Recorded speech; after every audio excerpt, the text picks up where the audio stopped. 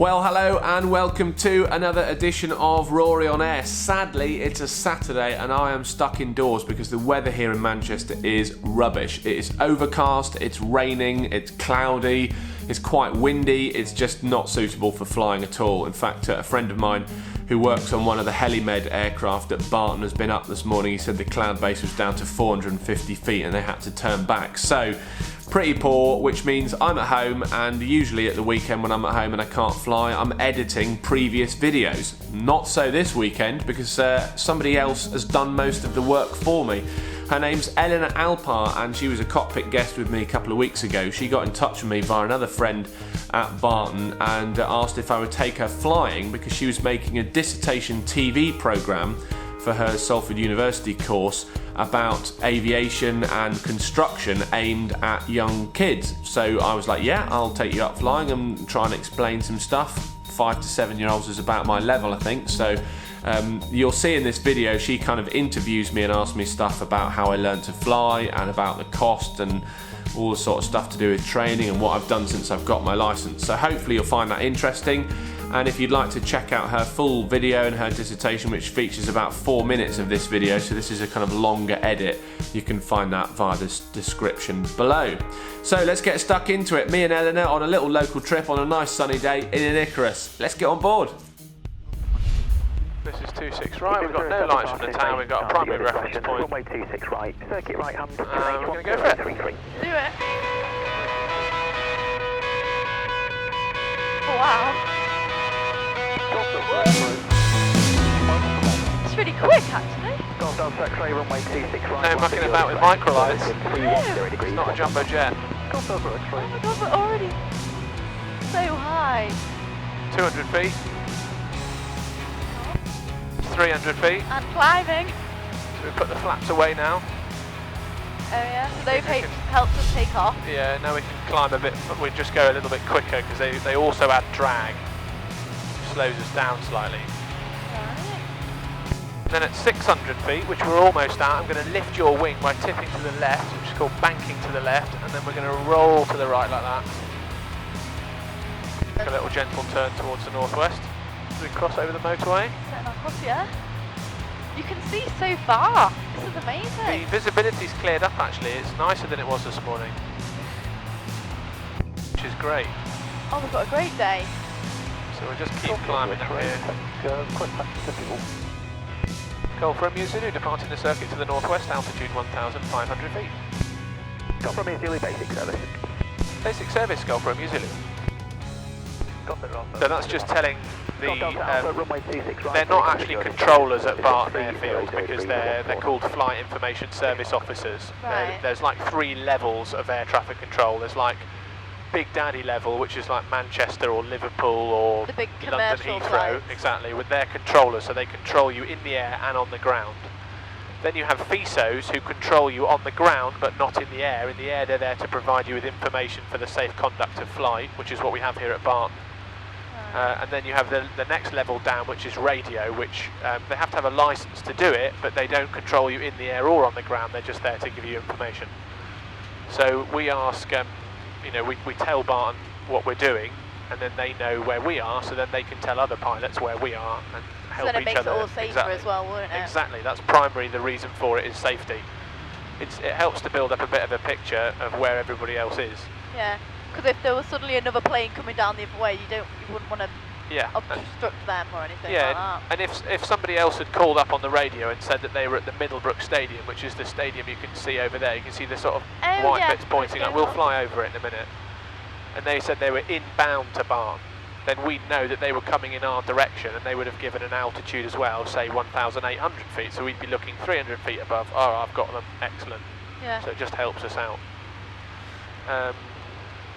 So we had a few bumps there, which is a combination of wind, because it is quite windy today, and also thermal activity. So obviously, like hot air from your kettle rises, the sun warms up things on the ground, roofs of buildings, built-up areas, fields, all the rest of it, at different temperatures to what it will heat other things. So say water would warm up as much as a black roof on a building, or tarmac roads.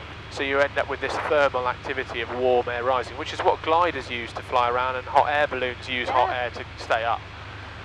But that can also cause us to buff it around a bit, so that's what the turbulence is. Wow. But it's eased off a bit now, which is good. It feels quite relatively steady. But I mean, how long have you been flying for now? So I am just coming up to having had my license for 2 years, but I was training for about a year to get the license because I was only flying about once a week. So I've been flying, there's a thermal bump, for about 3 years, but I've had my license for 2. And what made you want to get into flying then? Have you always had an interest? Pretty much always, yeah. I've wanted to fly since I was about 6. I saw a helicopter that operated near where I lived as a kid, and I thought it looked cool, smelt cool because of the aviation fuel, and the way it moved was cool. I just loved it, and it really made me excited about aviation, and ever since then I've wanted to learn to fly. Now what I'm going to do is, just so that we capture it on this camera, I'm just going to tip to the right, so I'm going to look under your wing, there's nobody coming, so we're going to bank to the right, which means that we'll just turn that way a little bit. See the stadium. And then we'll get some shots of the stadium on this camera as we go past it. Who plays there? So that'll be Bolton Wanderers, I think. I'm not Bolton really into Wanderers, football. we're passing you. If any supporters are out there. So we're going to climb up here, so we look above to check we're not going to climb into anybody, and then we add full power, like we did on takeoff, and then we lift the nose up. You can see that our climb rate starts to go up, and our altimeter starts to rise. Just tip a bit so that we can get a shot of the stadium there for you. Don't think there's a game happening today. No, doesn't look like it. Can't see anyone in there. If there is, you're not allowed to overfly it. You're not allowed to overfly large groups of people for safety reasons. Oh wow! So what? But you can pass like a city and a town. Yeah, yeah. But when it's all together, you have to be. The law is that you have to be able to glide clear, so that you wouldn't end up in somebody's back garden, basically. But from this height, we would be able to glide clear. We've got a playing field down there. There's loads of fields down here to our right. Yeah. And the wind is blowing from over there, so we probably turn back behind us to cover a lot of ground to get away from the built-up area, and then we glide into one of those fields. Wow. I'm going to come to the left a little bit here so that you can have a view of the Chorley Lakes out of your side. So we're just going to look under the wing, nobody coming, and then we'll just bank to the left. A little bit of left rudder as well. Really angled. Oh gosh. It's only a gentle turn cool. as well. It's only a gentle turn, I feel like. No, we might try a steeper one in a bit if you're feeling good. Do a flip. Loop de loop, like yes. That's one thing you're not allowed to do in microlights. They're not aerobatic rated. The aeroplane is not strong enough to withstand the G-forces of aerobatics, so we have certain limits. What's your favourite thing about flying then? Well, I absolutely love it. I love the freedom of it. I love the fact that within reason, and as long as we don't annoy any air traffic controllers and we keep a good lookout so we make sure we're safe, we can pretty much go anywhere. And you know, there's nobody up here hassling us, there's no traffic, the view is amazing, you can see all sorts of things on the ground. It feels freedom, it's brilliant, and I love it, and I love sharing it with other people. It's great to see the excitement and sort of joy on other people's faces when they experience it for the first time, because it is a bit weird. It feels bizarre, but it's amazing at the same time. It's a bit surreal. Yeah, It doesn't good. feel like you're actually this high, but you really are, and everybody's so small.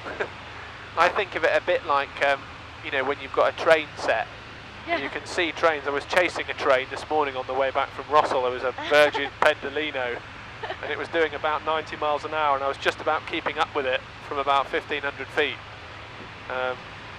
Looking at everyone on the train and wondering what they were sitting there on their laptops, having their lattes. Yeah. It's getting on with the days and you're up above them. Exactly. So I think what we'll do here is we'll just do a few little turns so that you can get a feel for how the aircraft is in a few turns, and if at any point you don't feel great, let me know and we'll go back straight and level again. Okay. So what we'll do is we'll just lift under the wing again to the right to check there's nobody coming, and we'll turn to the right your way. So what we do is we just roll the aircraft into a turn, a little bit of right rudder, and then we add a little bit of power just to hold the nose where it is on the horizon, and then you can see us turning there. Yeah. So how are you turning? Like, how the mechanism's working? So you've got the ailerons on the wings will roll us, and then the rudder on the tail, which I'm doing with my feet. So if I go back straight and level again, if I demonstrate, if I do a little bit of left foot, you see the aircraft turns to the left, and if I do right foot, the aircraft turns to the right. Yeah. But you can also turn to the right and left by just using the, so I'm not going to use my feet, I'm just going to do this. You see we roll. Yeah. But we're out of balance, and you can see that because the ball's gone out to the right. So you want to do a coordinated turn. There's a little bit too much there, but you want a little bit of rudder and a little bit of aileron, and then you turn nice and smoothly. So you want to turn like that. You don't want to sort of skid round a corner. You want to turn as if you were on a road that had a camber on it. Like imagine trying to go around a corner quickly in a car with no camber on the road. You feel like you're being pushed out, whereas the camber helps keep you the right way up. So that's basically the difference. Wow. What do you think then? It's so fun. I want to learn how to fly now. Well, good. I think you should. It's not too expensive. It cost me about £7,000. It cost me to get my licence from a standing start. It took me about 45 hours training with an instructor at Main Air Flying School here at Manchester Barton, and I absolutely loved it. It's hard work and it's not easy, but I think anybody can do it if you're prepared to put the effort in and concentrate and read the books and study and practice and all the rest of it. You'll get the hang of it, and it's great fun. It's a really fun thing to do. We can go quite high here because we're outside of Manchester's controlled airspace. One of the rules of microlighting is that you must stay out of cloud and in sight of the surface at all times. You're never allowed to fly in cloud because we don't have an artificial horizon. Right. Or any instrumentation that you would need to fly in cloud. You just have no idea where you're going. Exactly, it's very disorientating, very scary, and you'd probably have a crash. So you have to have special training to fly on instruments, which is what commercial pilots have. They have instrument training. I've had some instrument training, but this aircraft, as I say, doesn't have the equipment, so even if I knew what to do, I couldn't do it because I haven't got the tools. No, exactly. So you say commercial pilots have this more instrument training. Is there anything else that's a major difference between how the planes work?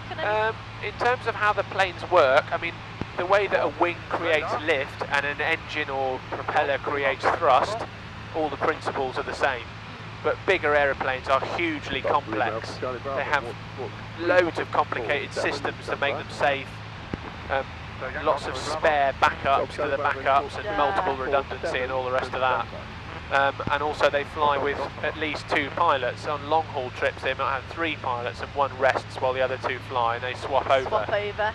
So to be a commercial pilot, you'd start off by doing your primary flight training, which is a private pilot's license, and then you would do your commercial pilot's license, and then you would add other ratings as well along the way. So you'd end up with a commercial pilot's license, an instrument rating, a night rating, a multi-engine rating. So initially you only have one engine, with your multi-engine, so you have 2 or 4 or whatever. So that in case one engine stops working mid-flight, and then you can switch to the next? Yeah, although that very, very rarely ever happens. It's more to do with the fact that you just need extra thrust on bigger aeroplanes. So in thrust we trust. So to go all the way to get your commercial pilot's license is quite a lot of work, and it's expensive. But getting your pilot's license to fly microlights, or what we call general aviation or Group A aircraft, like Cessnas and PA-28s, is simpler. It's not easy, but it's simpler, and that's the first step on the road. So you might watch this video and think I'd like to fly, but I don't know if I want to be a pilot for a job. You can start off doing this, and then once you get bitten by the bug and you love it, do it as a hobby, and then it'll turn into something more, won't it? Bing bong. X-ray Sierra runway 26 right, take off at your discretion, position 300 degrees, 11 knot. Shortly approaching Manchester Barn, please put your tray tables and seat backs into the upright position and stow all loose items of luggage. We do our 4th checks, which is fuel is sufficient for a go around if we need to. Yeah. Altimeter is set to QFE, which we've done, which is the airfield elevation. So now when we touch the runway it should say 0. Wind is from our right a little bit. Traffic, none visual ahead, but we know there's one behind us, and I think there's one on final approach. And hatches and harnesses are secure, so we're going to turn to the right and we're going to slow down a little bit. Getting ready for landing. Yep. Golf Romeo Zulu, final to land 26 right. Golf Romeo Zulu, runway 26 right, land at your discretion, between 300 degrees, 11 knots. Landing Golf Romeo Zulu.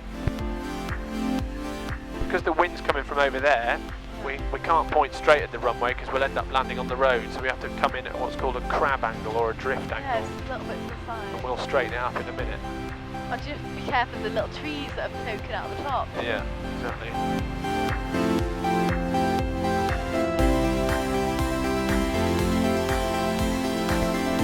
Okay, there we go, we're down. Wow! Well, that's amazing. And we're back at Barton. We are indeed. We'll taxi off the runway at this exit point here. Thank you, Rory. Absolute pleasure. Absolute pleasure. It's been great fun. I'm glad you've enjoyed it. Yeah.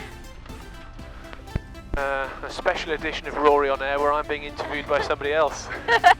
Well, there we go. Thank you very much, as always, for watching another edition of Rory On Air, and thanks to Eleanor for doing all the hard work cutting that up for me, so that saved me loads of time, which is amazing.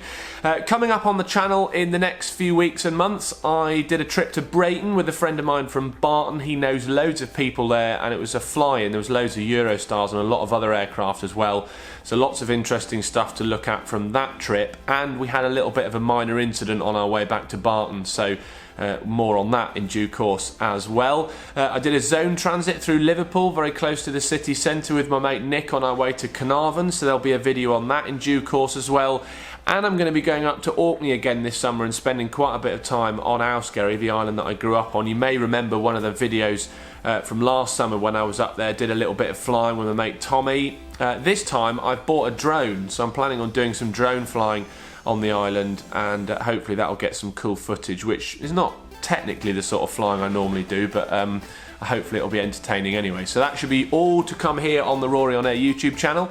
Don't forget, you can buy these jumpers and hats and t-shirts on my Facebook page. Facebook page is facebook.com/Rory On Air. And again, big thanks to Eleanor for a great job of the edit, and you can watch her full dissertation programme aimed at 5 to 7 year olds. Worth a watch actually, it's quite good and it's quite interesting seeing how you kind of pitch things at young kids. You can find that via the link that I've put in the description down below in this video, so do check that out. In the meantime, don't forget to subscribe. Almost at 2,000 subscribers, which is awesome. It's my birthday at the end of June, so it'd be amazing to hit that 2,000 subscriber mark by then, so do hit the subscribe and the little bell icon as well, so you get notified when I upload a new video. And of course I'm on Twitter and Instagram and Facebook as well if you want to catch me there. But in the meantime, if you're flying yourself, I hope it's safe and good fun. And thanks for being with us here on Rory On Air. See you on the next one. Cheerio!